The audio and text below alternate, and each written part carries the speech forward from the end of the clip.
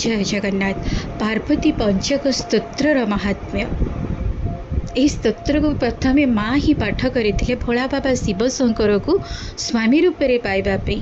जो मानकर बह विलंब होची, बह स्थिरीकृत हो पारुनी किंबा स्थिरीकृत होला परे अधारू भांगी जाउची, कौन सी भी कारणवशत बह बाधा आसूची, बयस गड़ी जाउची किंबा कौन सी कारणवशत बह हो पारु नाही, यही स्तोत्र को जदि कौन से व्यक्ति श्रद्धा भक्तिर सहित नित्य 11 थर पाठ करंतु किंबा शुणंतु, शीघ्र विवाह जोग फिटे और विवाह आसुवा जेते प्रकार बाधा माँ कृपा बल दूरीभूत हुए। जो मैंने विवाह कर सारी दाम्पत्य जीवन भल रहुनी, सब बेले स्वामी स्त्री भितर मनोमालिन्य रोचे, से माने भी जदि यही स्तोत्र को नित्य 11 बार पाठ करती किंबा श्रवण करती, स्वामी स्त्री भितर मधुर संपर्क गढ़ी उठे। शीघ्र विवाह निमंते ही स्तोत्र को पाठ कराए। उत्तम जीवन साथी प्राप्त स्तोत्र को पाठ कराए। इस स्तोत्र को पाठ करेंगे यहीपरी। प्रथमे माँ गोटे फटटे आणवे, माँ को हलदिया किंबा नालिया वस्त्र पिंधि शंखा सिंदूर अर्पण करी दीपटी प्रज्वलन करी यही स्तोत्र को पाठ करेंगे। यह स्तोत्रटी होछि एहीपरि। श्री पार्वती पंचक स्तोत्र।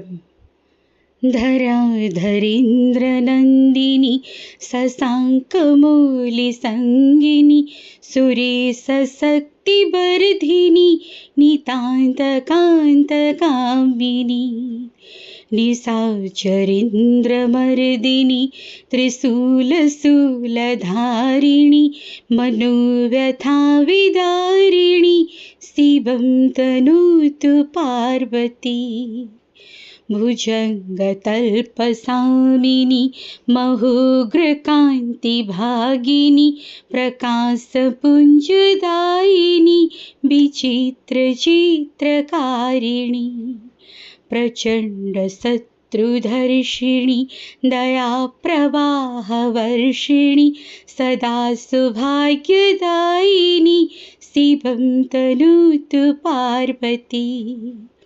प्रकृष्ट सृष्टिकारिका प्रचंड नृत्य नर्तिका पनाकपाणिधारिका गिरिसरीगमालिका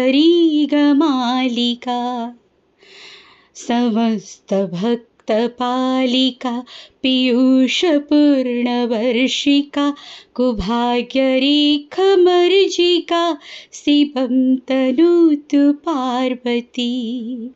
तपश्चरी कुमारिका जगत्परा प्रहेलिका विशुद्ध भाव साधिका सुधासरित प्रवाहिका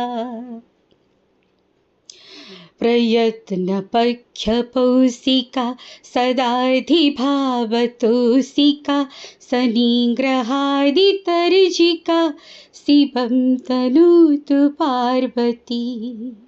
शुभंकरी शिवंकरी विभाकरी निशाचरी नभश्चरी धराचरी समस्त सृष्टि संचरी तमोहरी मनोहरी मृगांकमाली सुंदरी शदोगतापसंचरी शिवं तनोतु पार्वती। पार्वती सम्मुखे नित्यमधीयते या कुमारिका दुष्कृतं निखिलं हत्वा वरं प्राप्नोति सुंदरम्। हे गौरी शंकरार्धांगी यथा त्वं शंकरप्रिया तथा मां कुरु कल्याणी कांतकांतांशु दुर्लभाम्। इति श्री पार्वती पंचक स्तोत्र संपूर्णम्।